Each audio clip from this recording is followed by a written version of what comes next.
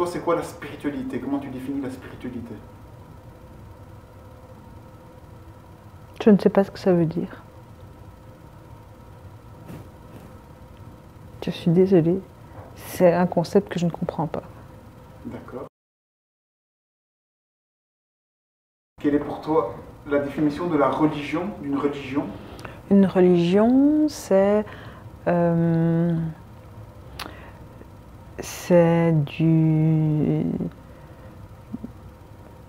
des traditions qui relient les gens. Des traditions qui relient les gens. Oui, qui les mettent en lien, en culture, et aussi qui leur donnent des explications par rapport aux grandes questions qu'ils ne sont pas en tant qu'humains capables de résoudre. Et Ça toi, donne un cadre sociétal en fait, en mettant du lien, en créant du lien. et est-ce que toi, tu as une religion? Non, Et est-ce que tu as un équivalent de religion, une religion personnelle ou un avis personnel? c'est compliqué.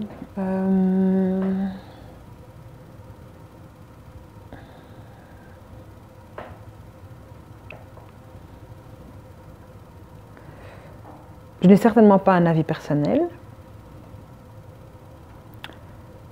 J'ai des croyances fluctuantes en fonction de ce qui m'arrange, des milieux dans lesquels je suis. J'ai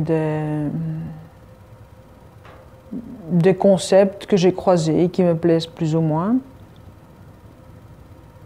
Mais bon, si on parle en termes classiques, je suis plutôt agnostique. Donc pour moi, il n'y a rien à prouver.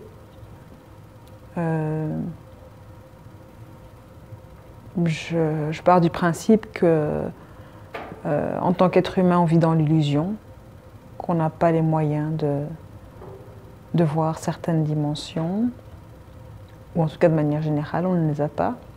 Donc il existe déjà des dimensions, d'autres dimensions, déjà une information. Ou pas.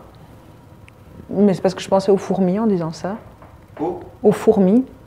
Et je me dis, il y a certaines choses qu'on ne peut pas demander à une fourmi de voir ou de concevoir parce qu'elle ne voit pas cette dimension-là. Donc, voilà, c'est compliqué pour une fourmi de comprendre le monde des êtres humains et c'est de cet ordre-là, les dimensions. Éventuellement, ou pas. Mais tout ce qui est de l'ordre de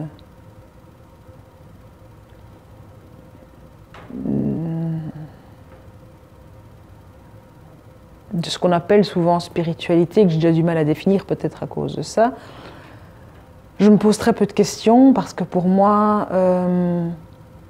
on n'a pas les moyens d'y répondre. Je n'ai pas l'impression qu'il me sera donné dans cette vie l'occasion d'atteindre certaines vérités, donc je n'ai pas non plus essayé d'atteindre des choses qui ne me sont pas...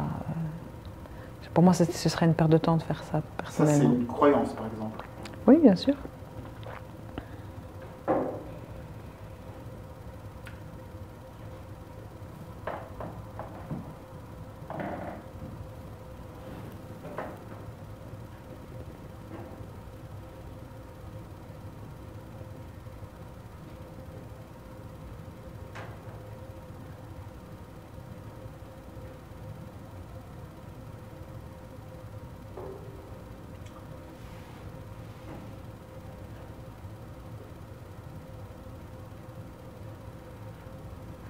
Comment est-ce que tu te définis? Je ne me définis pas. Disons que je pars du principe que je suis un animal humain. Mais sinon, bon après, voilà, il y a plein d'étiquettes auxquelles je peux m'assimiler ou pas. Hein,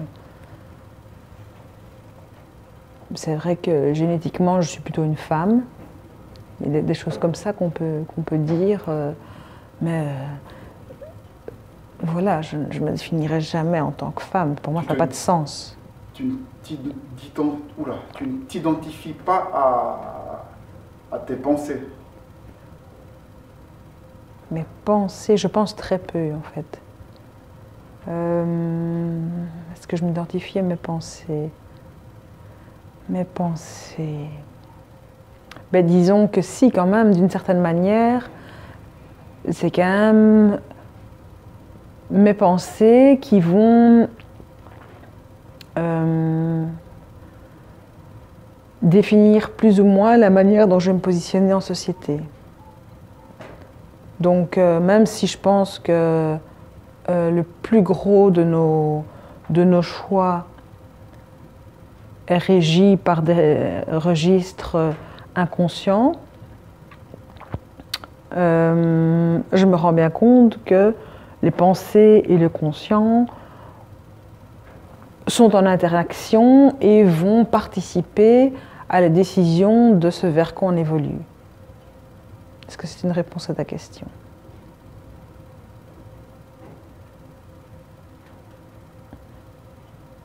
Parce que ça ne me dérange pas de répondre à côté, mais je ne suis pas sûre d'avoir compris ta question.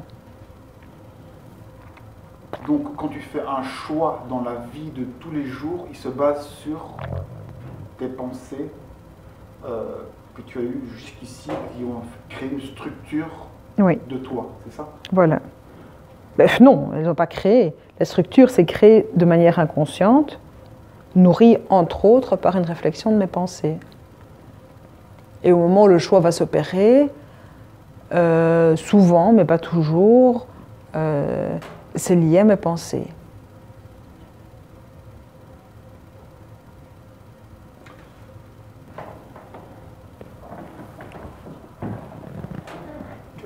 Pour toi, quel est le sens de la vie? Je ne sais pas. Je n'ai pas de sens. Pas de sens, c'est un sens. Enfin, ça peut être... moi, j'entends ça comme le fait de dire la vie est absurde. Ça, c'est le sens que moi, que je comprends quand tu me dis que la vie n'a pas de sens. Non, même pas. Peut-être, mais peut-être pas. Je ne suis juste pas en contact avec le sens réel de la vie. Peut-être qu'il y a un sens supérieur, peut-être qu'il y a une direction, peut-être qu'il n'y en a pas, peut-être que c'est absurde et peut-être que c'est très sensé et cohérent. Donc non, ce n'est pas nécessairement... J'ai eu des périodes, bien sûr, quand j'étais plus jeune, où la vie était absurde, mais je ne suis pas attachée à l'absurdité de la vie.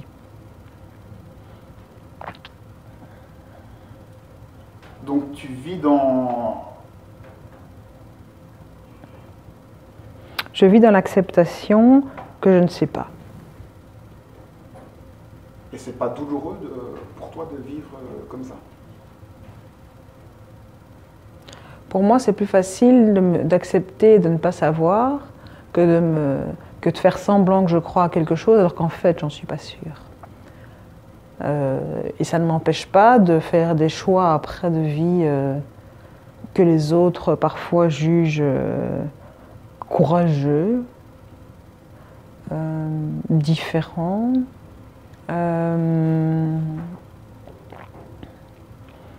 Donc ce n'est pas que...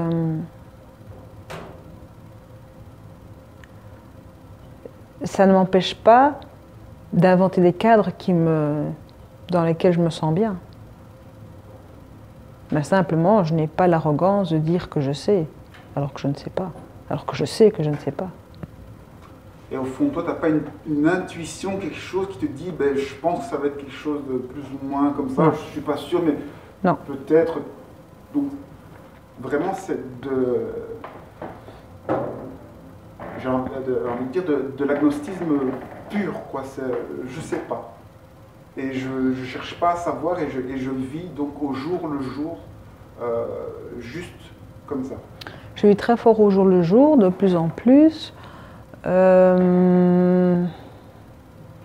pureté, c'est toujours dangereux, donc je ne vais pas dire de l'agnosticisme pur.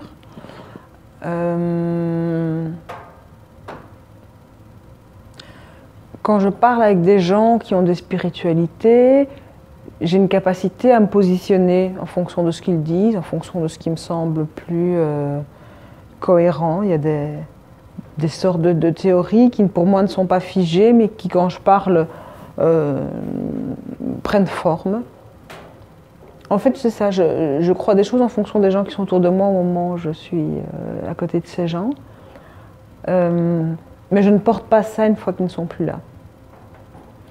Tu as utilisé le mot spiritualité. Dans quel sens cette fois-ci? Ben ça, c'est dans leur sens à eux. Donc, Il y a beaucoup de gens qui parlent de spiritualité, mais comme plein de gens utilisent ça de manière différente, je n'ai pas une définition qui m'est propre. Donc je m'adapte aux gens en fonction de leurs croyances, je vois ce qui me plaît ou ce qui me dérange dans leurs croyances.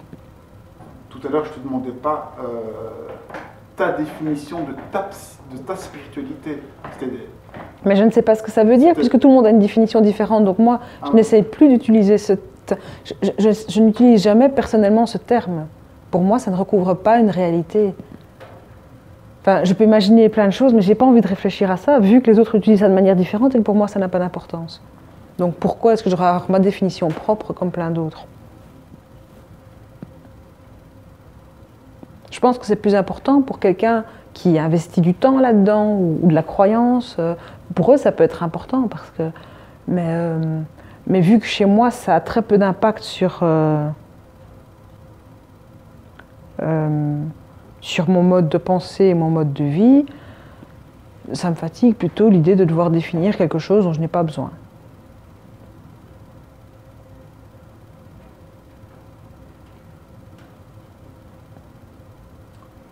Donc tu n'as jamais... tu n'as pas d'idée sur ce qu'il y aurait après la mort, par exemple, ou l'origine de la vie? Bon, des idées, il y en a plein, je veux dire. Mais ce ne sont pas des croyances ni des intuitions. J'ai entendu plein de choses, on ne commande pas à avoir d'idées, bien sûr, j'ai 10 milliards d'idées. Mais il n'y en a pas une où tu te dis, allez, moi, je sens que ça... Non, que je sens certainement pas. Les choses qui m'arrangent plutôt, c'est de l'ordre de l'unité. C'est-à-dire C'est-à-dire que nous sommes des êtres éventuellement d'énergie et que, par exemple, hein, après il y a plusieurs versions chaque fois, hein, parce qu'en fait c'est comme des milliards de modules qu'il y a moyen de réassembler chaque fois en fonction de ce qui m'intéresse de regarder. Mais donc par exemple ça pourrait être que nous sommes de l'énergie et que les réalités, en tout cas ce qu'on appelle les réalités dans la réalité que nous partageons pour le moment, est une sorte de reflet de nos énergies et qu'une fois qu'on n'est plus dans le reflet, ben on va se refondre dans l'unité centrale. En fait, on est un et que voilà, il y a des choses qui sont projetées. Mais bon, voilà. Sinon, l'idée de la réincarnation ne me dérange pas. Enfin, il y a tellement de choses possibles. Pourquoi pas? Dans ce que tu me dis ici, tu parles de retourner à l'unité, c'est d'aller vers le relatif de la vie de tous les jours à l'absolu directement, ou bien il y a des niveaux intermédiaires entre... Comme tu veux. Merci. Attends.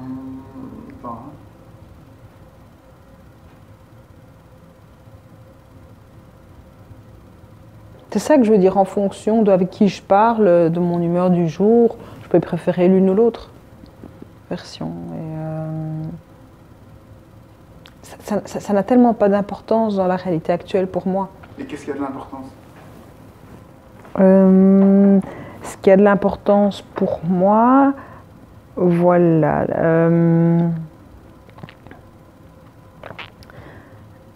Je me sens porteuse d'une mission de vie.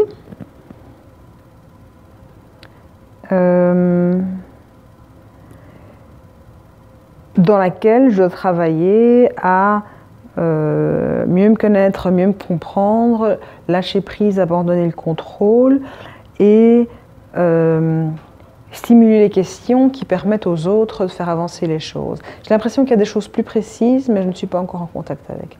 Je crois que je vais vers quelque chose, mais qu'il me manque encore des éléments pour devenir ce que je dois devenir.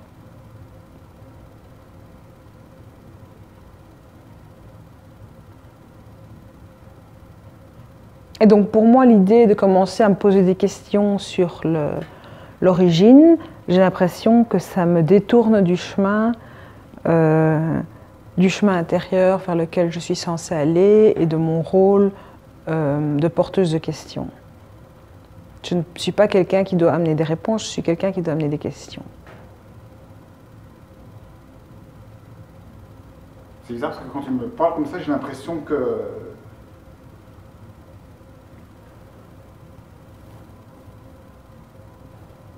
c'est comme si tu savais tout, mais que parce que tu dis je sens que je dois apporter des choses, donc c'est comme s'il y avait toute une logique avant et après, mais que tu voulais regarder que là où on est maintenant. Voilà, dans cette vie-ci, je fais partie du tout, donc je sais tout, bien sûr que je sais tout comme tout le monde. À part que je n'ai pas accès à toute l'information, mais je sais que je n'ai pas accès à l'information, donc ce n'est pas grave si je n'ai pas accès à cette information, puisque ce n'est pas de ça dont j'ai besoin dans cette réalité-ci. Pour moi, ça fait un fort contraste entre cet aspect-là et le fait que tu dises que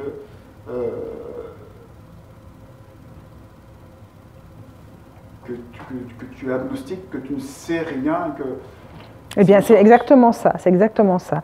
C'est dans la tranche de réalité dans laquelle je suis incarnée, je n'ai pas accès à ce savoir dans lequel je suis. Et donc, je suis en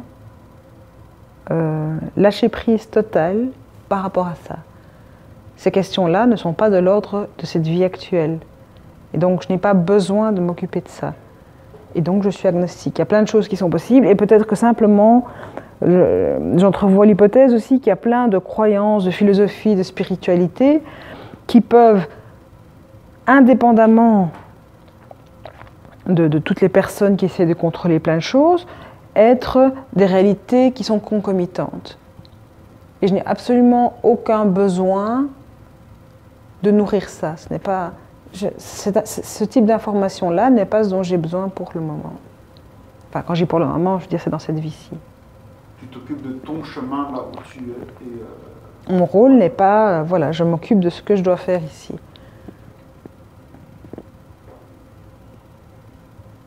Et quelle est ta relation avec l'intuition? C'est très très compliqué. J'ai très peu d'intuition et puis en même temps j'en ai parfois d'une manière tout à fait inattendue. Je ne peux pas écouter mon intuition, il n'y a rien. Et puis en même temps, parfois je fais des choix sans avoir réfléchi. Et donc mon intuition, elle s'inscrit dans des moments où je ne passe pas par la pensée ou par la prise de conscience. Donc je ne suis intuitive que quand je n'essaye pas de l'être. C'est un petit peu du même ordre que le fait d'être agnostique. Ce n'est pas que je crois qu'il n'y a rien, mais c'est que je pense que s'il y a quelque chose, ce n'est pas ici et maintenant que je dois y penser. L'intuition, c'est la même chose. C'est pas que je crois que je n'ai pas d'intuition, mais l'intuition, c'est pas quelque chose qui va passer par ma pensée. Quand ça doit venir, c'est là. Quand ça ne doit pas venir, c'est pas là. Et je n'essaie plus de contrôler. Donc ça ne t'intéresse pas non plus? C'est encore quelque chose de très récent, donc on verra après. J'ai pendant longtemps espéré pouvoir développer mon intuition et je me rends compte que pour moi c'est très compliqué. Et donc voilà, je me dis, vu que ce qui est certainement important dans cette réalité-ci, c'est de ce travail par rapport au lâcher-prise et à l'acceptation, c'est, si ce n'est pas le moment de développer mon intuition, et que mon intuition s'exprime au moment où elle le juge nécessaire, elle s'exprime au-delà de ma capacité à réfléchir, pourquoi est-ce que j'aurais besoin que ça passe par mon rationnel? Si en te débarrassant de ton rationnel, tu me dis que l'intuition arrive, tu n'as pas essayé de retirer les pensées pour essayer de voir ce qui se passe? Est-ce que tu arrives Ça ne fonctionne pas. J'ai essayé, ça ne fonctionne pas. Enfin, je n'y parviens pas ou pas encore, peu importe, on verra plus tard. Mais jusqu'ici, ce n'est pas en pensant, ce n'est pas en ne pensant pas. En tout cas, voilà, je n'ai pas encore trouvé de chemin pour me relier à mon rationnel. J'ai l'impression que quand il y a des informations ou des choix que je dois prendre, qu'ils se passent au-delà de moi. Enfin, au-delà de ma réalité corporelle actuelle.